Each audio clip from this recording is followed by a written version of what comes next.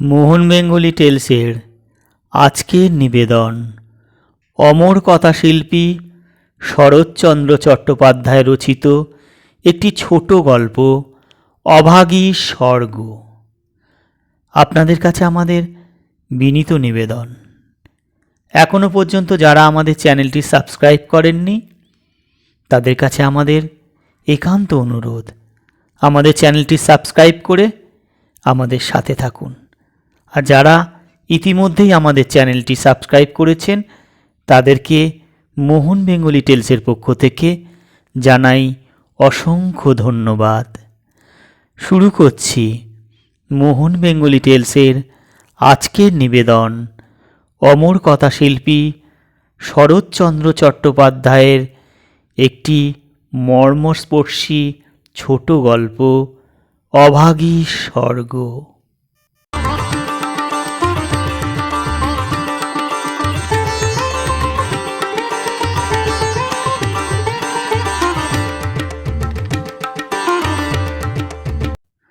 ঠাকুরদাস মুখুজ্জের বর্ষীয়সী স্ত্রী 7 দিনের জ্বরে মারা গেলেন।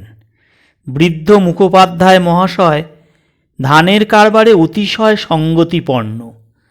তাঁর 4 ছেলে 3 মেয়ে, ছেলে মেয়েদের ছেলেপুলে হইয়াছে। জামাইরা, প্রতিবেশীর দল, চাকর বাকর, সে যেন একটা উৎসব বাঁধিয়া গেল। সমস্ত গ্রামের লোক ধুমধামে সব যাত্রায় ভিড় করিয়া দেখিতে আসিল। মেয়েরা কাঁদিতে কাঁদিতে মায়ের 2 পায়ে গাঢ় করিয়া আলতা এবং মাথায় ঘন করিয়া সিঁদুর লেপিয়া দিল। বধূরা ললাটে চন্দনে চর্চিত করিয়া বহুমূল্য বস্ত্র শাশুড়ির দেহ আচ্ছাদিত করিয়া দিয়া আঁচল দিয়া তাহার শেষ পদধূলি মুছিয়া লইল। পুষ্পে, পত্রে, গন্ধে, মাল্যে, কলবরে মনে হইল না এ কোনো শোকের ব্যাপার। এ যেন বড় বাড়ির গৃহিণী 50 বর্ষ পরে আর একবার নতুন করিয়া তাহার স্বামীগৃহে যাত্রা করিতেছে।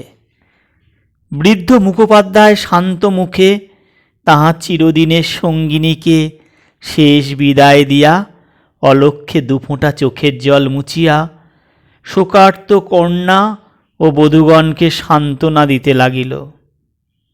প্রবল হরিধ্বনিতে প্রভাত আকাশ আলোড়িত করিয়া সমস্ত গ্রাম সঙ্গে সঙ্গে চলিল। আরেকটি প্রাণী একটু দূরে থাকিয়া এই দলের সঙ্গী হইল। সে কাঙালির মা। সে তাহার কুটির প্রাঙ্গণের গোটা কয়েক বেগুন তুলিয়া এই পথে হাটে চলিয়াছিল। এই দৃশ্য দেখিয়া আর নড়িতে পারিল না। রহিল তাহার হাটে যাওয়া, রহিল তাহার আঁচলে বেগুন বাঁধা। সে চোখের জল মুছিতে মুছিতে সকলের পেছনে শ্মশানে আসিয়া উপস্থিত হইল। গ্রামের একান্তে গরুর নদীর তীরে শ্মশান। সেখানে পূর্বাহ্নেই কাঠের ভাঁড়, চন্দনের টুকরো, ঘৃত, মধু, ধূপ, ধূনা প্রভৃতি উপকরণ সঞ্চিত হইয়াছিল। কাঙালির মা ছোট জাত, দুলের মেয়ে বলিয়া কাছে যাইতে সাহস পাইল না। তফাতে একটা উঁচু ঢিবির মধ্যে দাঁড়াইয়া সমস্ত অন্ত্যেষ্টিক্রিয়া প্রথম হইতে শেষ পর্যন্ত উৎসুক আগ্রহে চোখ মেলিয়া দেখিতে লাগিল। প্রশস্ত পর্যাপ্ত চিতার পরে যখন সব স্থাপিত হইল তখন তাহার রাঙা পা 2খানা দেখিয়া তাহার 2 চক্ষু জুড়াইয়া গেল। ইচ্ছে হইল ছুটিয়া গিয়া 1 বিন্দু আলতা মুছিয়া লইয়া মাথায় দেয়। বহুকণ্ঠের হরিধ্বনির সহিত পুত্র হস্তের মন্ত্রপুত অগ্নি যখন সংযোজিত হইল তখন তাহার চোখ দিয়া ঝরঝর করিয়া জল পড়িতে লাগিল। মনে মনে বারবার বলিতে লাগিল, ভাগ্যমানী মা, তুমি স্বর্গে যাচ্ছ, আমাকেও আশীর্বাদ করে যাও, আমিও যেন এমনি কাঙালির হাতের আগুনটুকু পাই। ছেলের হাতের আগুন সে তো সোজা কথা নয়। স্বামী, পুত্র, কন্যা, নাতি নাতনি, দাস দাসী পরিজন সমস্ত সংসার উজ্জ্বল রাখিয়া এ যে স্বর্গারোহণ দেখিয়া তাহার বুক ফুলিয়া উঠিতে লাগিল। এ সৌভাগ্যের সে যেন আর ইহত্যা করিতে পারিল না। সদ্য প্রজ্বলিত চিতার অজস্র ধোঁয়া নীল রঙের ছায়া ফেলিয়া ঘুরিয়া ঘুরিয়া আকাশে উঠিতেছিল। কাঙালির মা ইহারই মধ্যে ছোট একখানি রথের চেহারা যেন স্পষ্ট দেখিতে পাইল। গায়ে তাহার কত না ছবি আঁকা, চূড়ায় তাহার কত না লতা পাতা জড়ানো, ভেতরে কে যেন বসিয়া আছে। মুখ তাহার চেনা যায় না, কিন্তু সিঁথায় তাহার সিঁদুরের রেখা, পদতল দুটি আলতায় রাঙানো। ঊর্ধ্বদৃষ্টে চাহিয়া কাঙালির মায়ের দুই চোখে অশ্রুর ধারা বহিতেছিল। এমন সময় একটা বছর 14-15 ছেলে তার আঁচলে টান দিয়া কহিল, হেতায় তুই দাঁড়িয়ে আছিস মা, ভাত রাঁধবি নে? মা চমকিয়া ফিরিয়া চাহিয়া কহিল, রাঁধবক্ষণ রে? হঠাৎ উপরে আঙুল নির্দেশ করিয়া ব্যগ্রস্বরে কহিল, দেখ দেখ বাবা, বামুন মা ওই রথে চড়ে স্বর্গে যাচ্ছে। ছেলে বিস্ময়ে মুখ তুলিয়া কহিল, কই? ক্ষণকাল নিরীক্ষা করিয়া শেষে বলিল, তুই খেপেছিস, ও তো ধোঁয়া। রাগ করিয়া কহিল, বেলা দুপুর বাজে, আমার খিদে পায় না বুঝি? এবং সঙ্গে সঙ্গে মায়ের চোখে জল লক্ষ্য করিয়া বলিল, বামুনদের গিন্নি মরেছে, তুই কেন কেঁদে মরিস মা? কাঙালির মার এতক্ষণে হুঁশ হইল।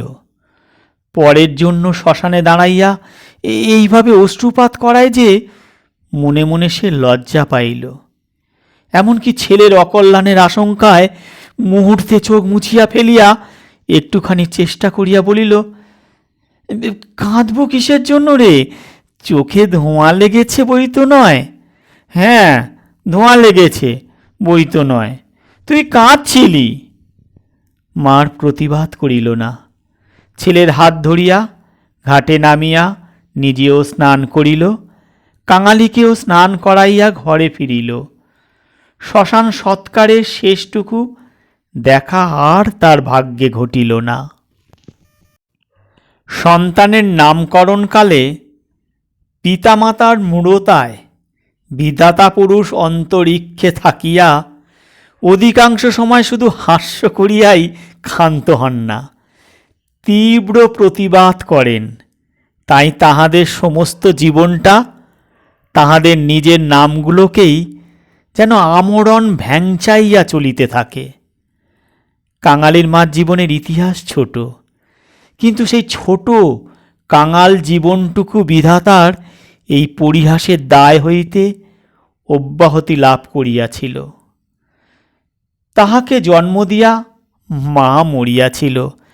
বাপ রাগ করিয়া নাম দিল অভাগী। মা নাই। বাপ নদীতে মাছ ধরিয়া বেড়ায়, তাহার না আছে দিন না আছে রাত। তবু যে কি করিয়া ক্ষুদ্র অভাগী একদিন কাঙালির মা হইতে বাঁচিয়া রহিল, সে এক বিস্ময়ের বস্তু। যাহার সহিত বিবাহ হইল তাহার নাম রসিক বাঘ। বাঘের অন্য বাঘিনী ছিল। ইহাকে লইয়া সে গ্রামান্তরে উঠিয়া গেল। অভাগী তাহার অভাগ্য এই শিশুপুত্র কাঙালিকে লইয়া গ্রামেই পড়িয়া রহিল। তাহার সেই কাঙালি বড় হইয়া আজ 15 পা দিয়াছে। সবেমাত্র বেতের কাজ শিখিতে আরম্ভ করিয়াছে। অভাগীর আশা হইয়াছে আরও বছরখানিক তাহার অভাগ্যের সহিত যুজিতে পারিলে দুঃখ ঘুচিবে। এই দুঃখ যে কি, যিনি দিয়াছেন তিনি ছাড়া আর কেহই জানে না। কাঙালি পুকুর হইতে আঁচাইয়া আসিয়া দেখিল তাহার পাতের ভুক্তাবশেষ মা একটা মাটির পাত্রে ঢাকিয়া রাখিতেছে। আশ্চর্য হইয়া জিজ্ঞাসা করিল, তুই খেলি না মা? বেলা গড়িয়ে গেছে বাবা, এখন আর খিদে নেই। ছেলে বিশ্বাস করিল না, বলিল, খিদে নেই বই কি, কই দেখি তোর হাঁড়ি।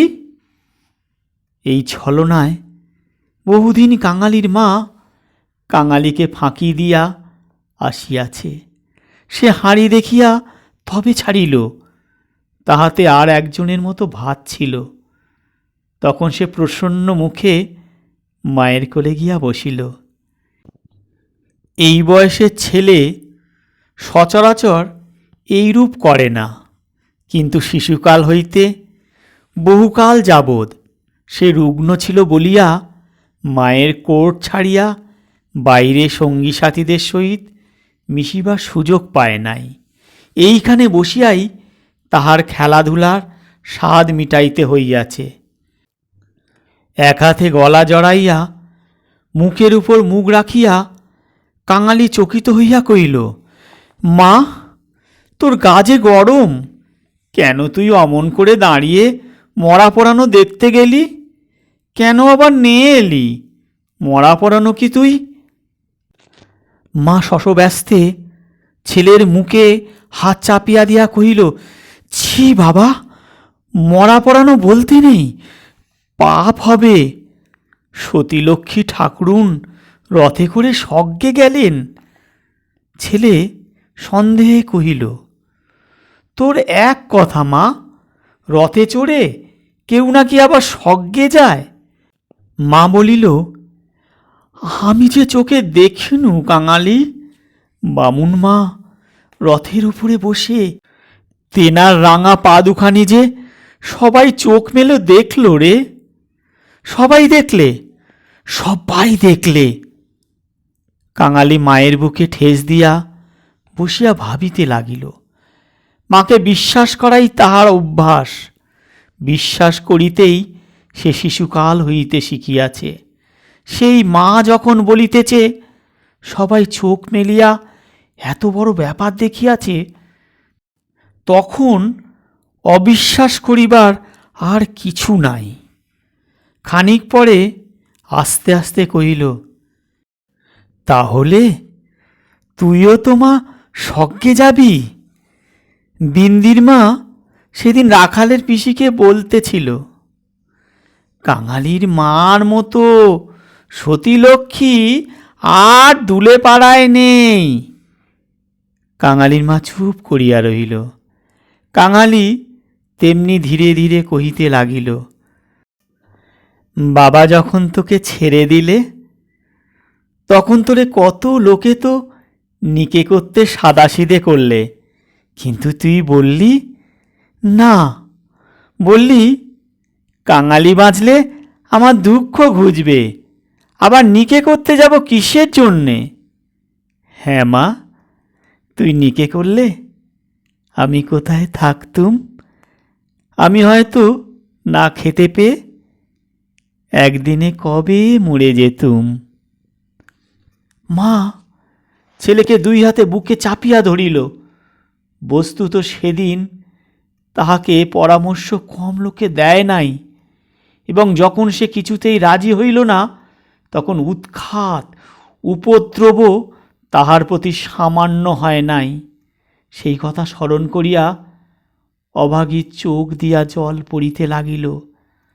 ছেলে হাত দিয়া মুছাইয়া দিয়া বলিল, ক্যাঁতাটা পেতে দেব মা, শুবি?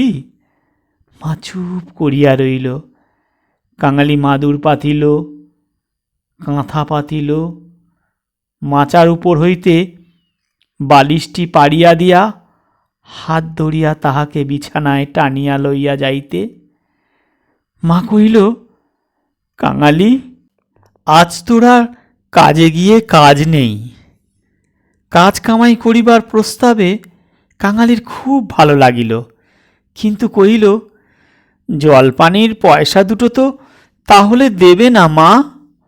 না দিগ্গে, আয় তোকে রূপকথার গল্প বলি। আর প্রলুব্ধ করিতে হইল না। কাঙালি তৎক্ষণাৎ মায়ের বুক ঘেঁষিয়া শুইয়া পড়িয়া কহিল, বল তাহলে, রাজপুত্তুর, কোটালপুত্তুর আর সেই পক্ষীরাজ ঘোড়া।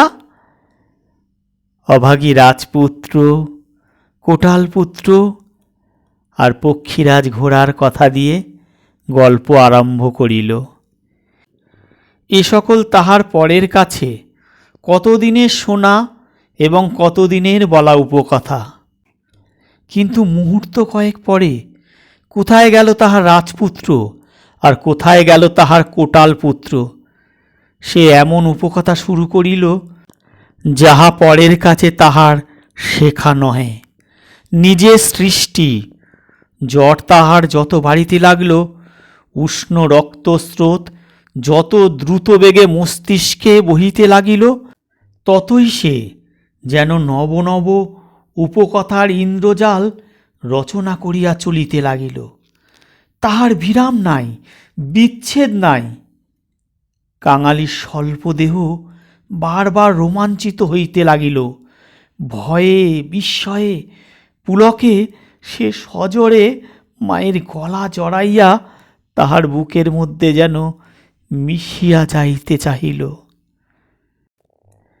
বাহিরে বেলা শেষ হইল, সূর্য অস্ত গেল, সন্ধ্যার ম্লান ছায়া গাঢ়তর হইয়া চরাচর ব্যাপ্ত করিল। কিন্তু ঘরের মধ্যে আজ আর দীপ জ্বলিল না। গৃহস্থের শেষ কর্তব্য সমাধান করিতে কেহ উঠিল না। নিবিড় অন্ধকার, কেবলই রুগ্ন মাতার গুঞ্জন নিস্তব্ধ। পুত্রের কর্ণে সুধাবর্ষণ করিয়া চলিতে লাগিল। সে সেই শ্মশান ও শ্মশান যাত্রার কাহিনী, সেই রথ, সেই রাঙা পা দুটো, সেই তাঁর স্বর্গে যাওয়া। কেমন করিয়া শোকার্ত স্বামী শেষ পদধূলি দিয়া কাঁদিয়া বিদায় দিলেন, কি করিয়া হরিধ্বনি দিয়া ছেলেরা মাতাকে বহন করিয়া লইয়া গেল। তারপরে সন্তানের হাতের আগুন, সে আগুন তো আগুন নয় কাঙালি, সেই তো হরি।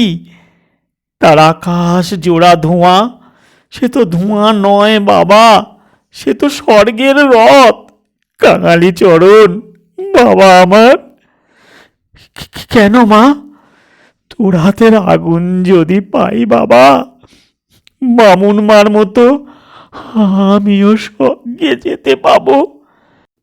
কাঙালি অস্ফুটে শুধু কহিল, যা, বলতে নেই।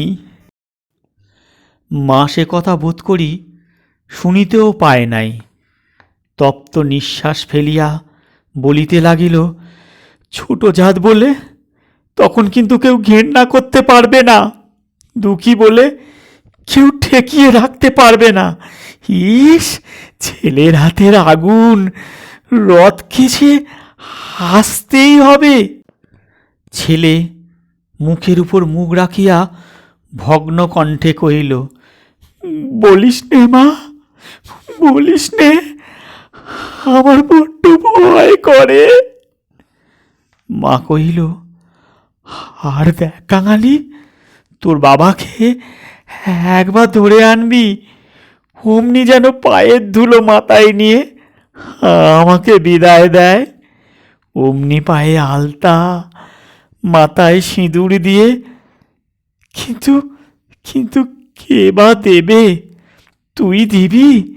তুই দিবি না রে কাঙালি? তুই আমার ছেলে, তুই আমার মেয়ে, তুই আমার সব। বলিতে বলিতে সে ছেলেকে একেবারে বুকে চাপিয়া ধরিল।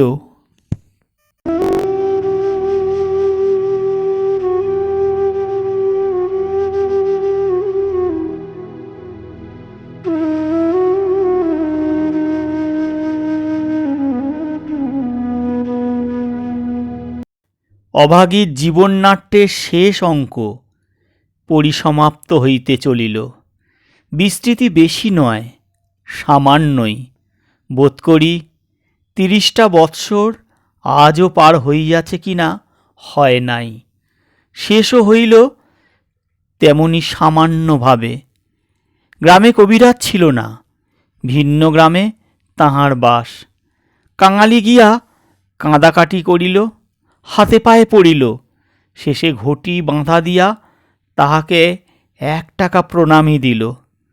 তিনি আসিলেন না। গোটা চারেক বড়ি দিলেন। তাহার কত কি আয়োজন! খল, মধু, আদা সত্ত্ব, তুলসী পাতার রস। কাঙালির মা ছেলের প্রতি রাগ করিয়া বলিল, কেন তুই আমাকে না বলে ঘটি বাঁধা দিতে গেলি বাবা? হাত পাতিয়া বড়ি কয়টি গ্রহণ করিয়া মাথায় ঠেকাইয়া উনানে ফেলিয়া দিয়া কহিল, ভালো হই তো এতেই হব। বাগদি দুলের ঘরের কেউ কখনো ওষুধ খেয়ে বাঁচে না। দিন 2-3 এমনি গেল। প্রতিবেশীরা খবর পাইয়া দেখিতে আসিল। যে যাহা মুষ্টিযোগ জানিত, হরিণের শিঙের ঘষা জল গেঁটে কড়ি পুড়াইয়া মধুতে মারিয়া চাটাইয়া দেওয়া ইত্যাদি অব্যর্থ ঔষধের সন্ধান দিয়া যে যাহার কাজে গেল। ছেলে মানুষ কাঙালি ব্যতিব্যস্ত হইয়া উঠিতে মা তাহাকে কাছে টানিয়া লইয়া কহিল, কবরেজের বড়িতে কিছু হয় না বাবা, আর ওদের ওষুধে কাজ হবে? আমি আমি এমনি ভালো হব। কাঙালি কাঁদিয়া কহিল, তুই বড়ি তো খেলি না মা, উনুনে ফেলে দিলি। এমনি কি কেউ সারে? আমি আমি এমনি সেরে যাব। তার চেয়ে তুই দুটো ভাতে ভাত ফুটিয়ে নিয়ে খা দেখি, আমি চেয়ে দেখি। কাঙালি এই প্রথম অপটু হস্তে ভাত রাঁধিতে প্রবৃত্ত হইল। না পারিল ফ্যান ঝাড়িতে, না পারিল ভালো করিয়া ভাত বাড়িতে। উনান তাহার জ্বলে না, ভিতরে জল পড়িয়া ধোঁয়া হয়। ভাত ঢালিতে চারিদিকে ছড়াইয়া পড়ে। মায়ের চোখ ছলছল করিয়া আসিল। নিজে একবার উঠিবার চেষ্টা করিল, কিন্তু মাথা সোজা করিতে পারিল না, শয্যায় লুটাইয়া পড়িল। খাওয়া শেষ হইয়া গেলে ছেলেকে কাছে লইয়া কি করিতে হয় বিধিমতো উপদেশ দিতে গিয়া তাহার ক্ষীণ কণ্ঠ থামিয়া গেল। চোখ দিয়ে কেবল অবিরল ধারে জল পড়িতে লাগিল। গ্রামের ঈশ্বর নাপিত নাড়ি দেখিতে জানিত। পরদিন সকালে সে হাত দেখিয়া তাহারই সম্মুখে মুখ গম্ভীর করিল, দীর্ঘ নিঃশ্বাস ফেলিল এবং শেষে মাথা নাড়িয়া উঠিয়া গেল। কাঙালির মা ইহার অর্থ বুঝিল, কিন্তু তাহার ভয় হইল না। সকলে চলিয়া গেলে সে ছেলেকে কহিল, এইবার একবার তাকে ডেকে আনতে পারিস বাবা? কাকে মা? ওই যে রে, ওই গায়ে যে উঠে গেছে। কাঙালি বুঝিয়া কহিল, বাবাকে? অভাগী চুপ করিয়া রইল। কাঙালি বলিল, সে আসবে কেন মা? অভাগীর নিজের যথেষ্ট সন্দেহ ছিল, তথাপি আস্তে আস্তে কহিল, গিয়ে গিয়ে বলবি মা শুধু একটু তোমার পায়ের ধুলো চায়। সে তখনই যাইতে উদ্যত হইলে সে তাহার হাতটা ধরিয়া ফেলিয়া বলিল, একটু একটু কাঁদা কাটা করিস বাবা, বলিস মা যাচ্ছে। একটু থামিয়া কহিল, ফেরবার পথে অমনি নাপতে বৌদির কাছ থেকে একটু আলতা চেয়ে আনিস কাঙালি। আমার নাম করলেই সে দেবে। আমাকে বড় ভালোবাসে। ভালো তাহাকে অনেকেই বাসিত। জ্বর হওয়া অবধি মায়ের মুখে এই কয়টা জিনিসের কথা এতবার এত রকম করিয়া শুনিয়াছে যে সে সেইখান হইতে কাঁদিতে কাঁদিতে যাত্রা করিল।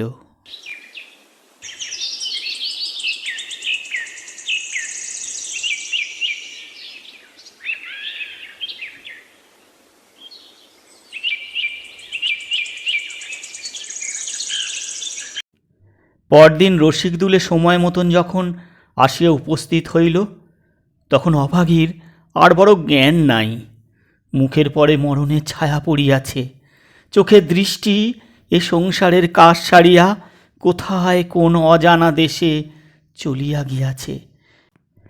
কাঙালি কাঁদিয়া কহিল,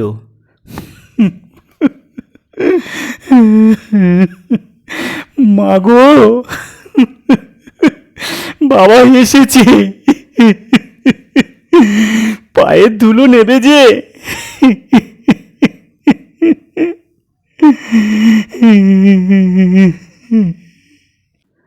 মা হয়তো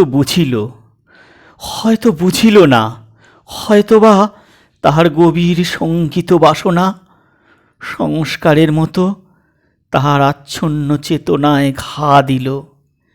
এই মৃত্যুপথযাত্রী অবশ বাহুখানি শয্যার বাহিরে বাড়াইয়া হাত পাতিল।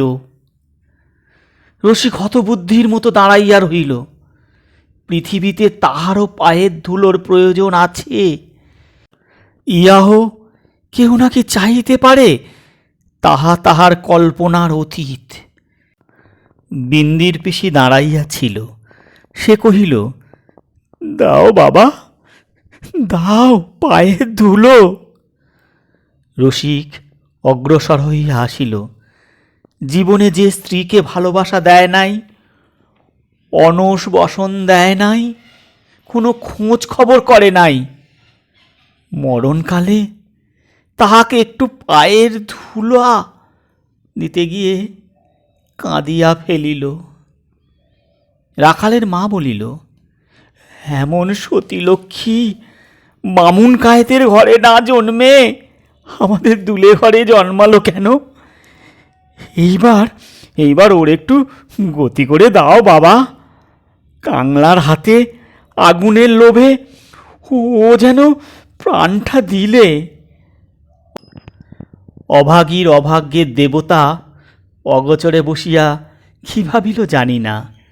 ছেলে মানুষ কাঙালির বুকে গিয়া এ কথা যেন তীরের মতো বিঁধিল। এদিন দিনের বেলাটা কাটিল, প্রথম রাত্রিটাও কাটিল, কিন্তু প্রভাতে কাঙালির মা আর অপেক্ষা করিতে পারিল না। কি জানি এত ছোট জাতের জন্যে স্বর্গে রথের ব্যবস্থা আছে কি না, কিংবা অন্ধকারে পায়ে হাঁটিয়াই তাহাদের রওনা হইতে হয়। কিন্তু এটা বুঝা গেল, রাত্রি শেষ না হতে এ দুনিয়া সে ত্যাগ করিয়া গিয়াছে।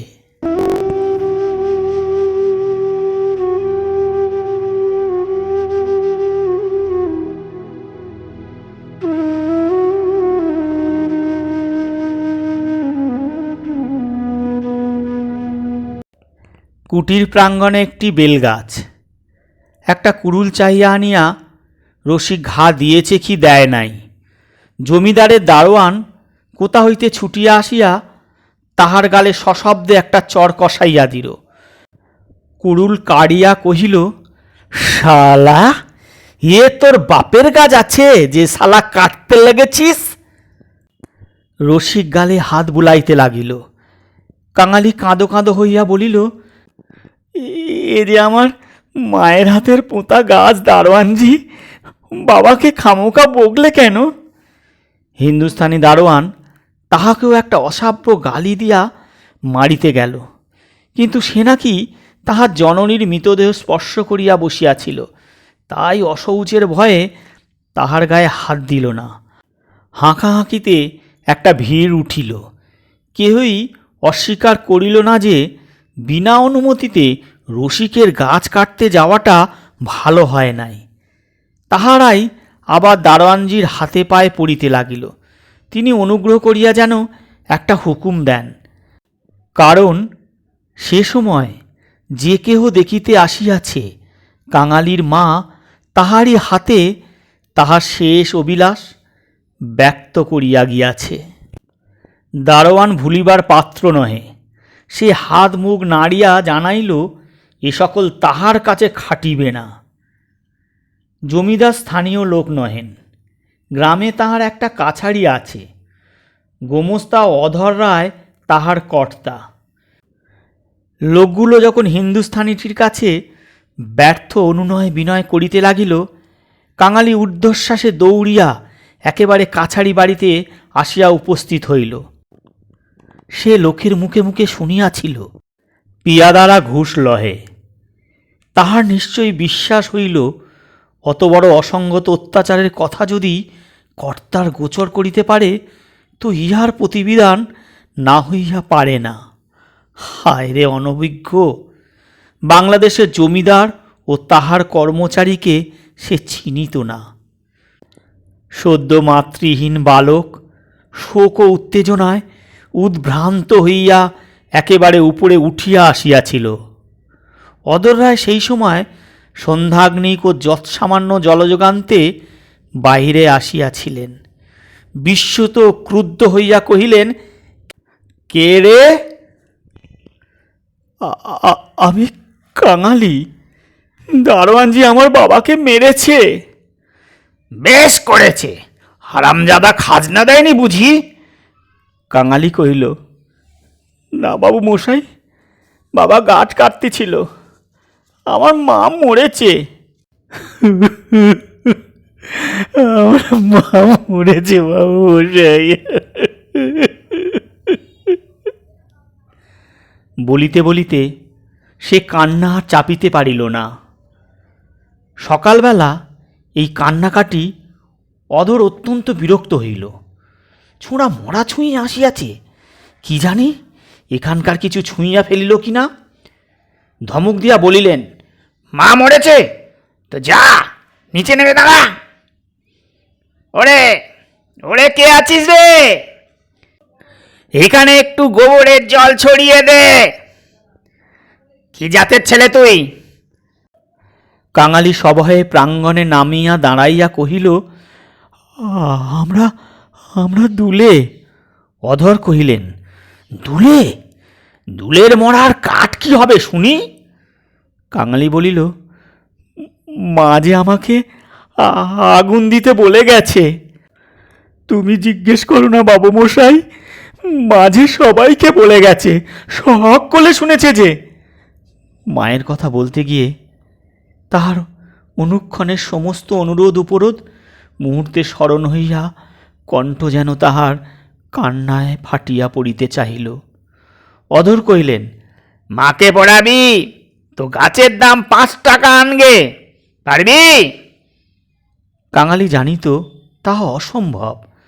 তাহার উত্তরীয় কিনিবার মূল্যস্বরূপ তাহার ভাত খাইবার পিতলের কাঁসিটি বিন্দির পিসি 1 টাকায় বাঁধা দিতে গিয়েছে। সে চোখে দেখিয়া আসিয়াছে। সে ঘাড় নাড়িল, বলিল, না।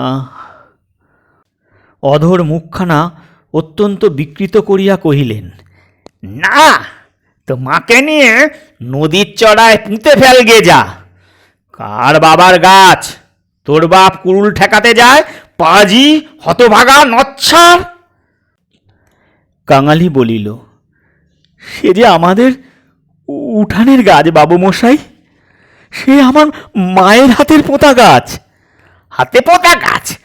পাড়ে, এই পাড়ে, বেটাকে গলা ধাক্কা দিয়ে বার করে দে তো। পাড়ে আসিয়া গলা ধাক্কা দিল এবং এমন কথা উচ্চারণ করিল যাহা কেবল জমিদারের কর্মচারীরাই পারে। কাঙালি ধুলা ঝাড়িয়া উঠিয়া দাঁড়াইল। তারপরে ধীরে ধীরে বাহির হইয়া গেল।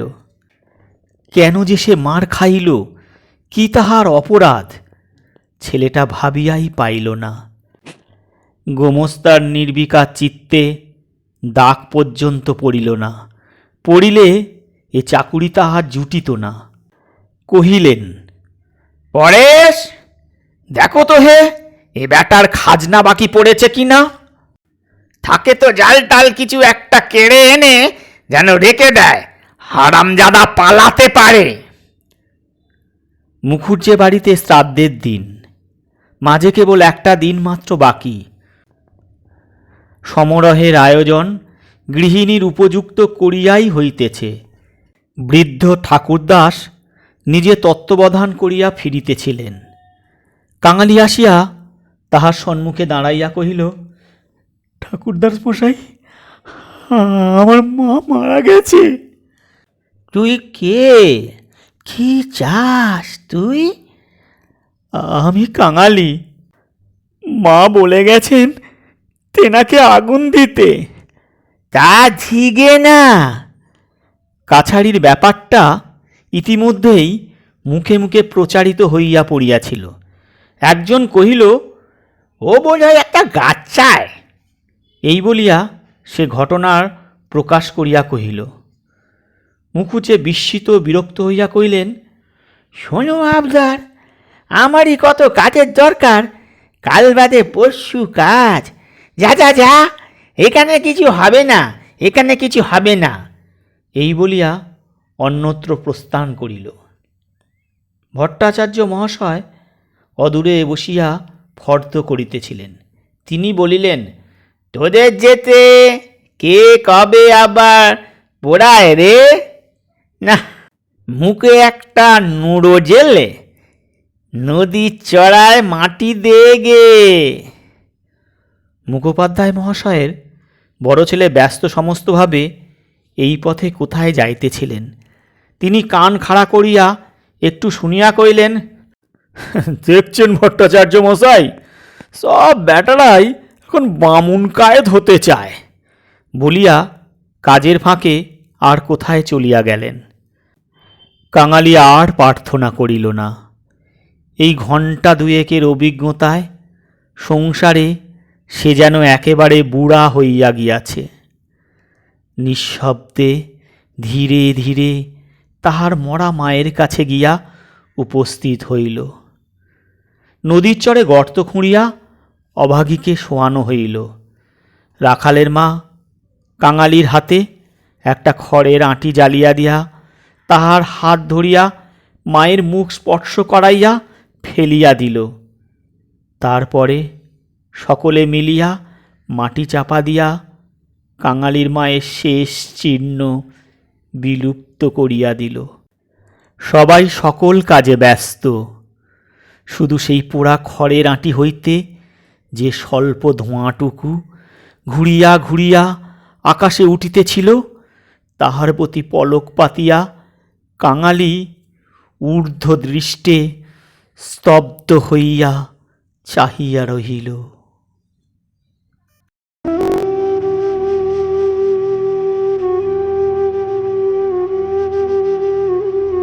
শেষ হলো মোহন বেঙ্গলি টেলসের আজকের নিবেদন অমর কথাশিল্পী শরৎচন্দ্র চট্টোপাধ্যায়ের অভাগী স্বর্গ। সকলে ভালো থাকবেন। অনেক অনেক ধন্যবাদ।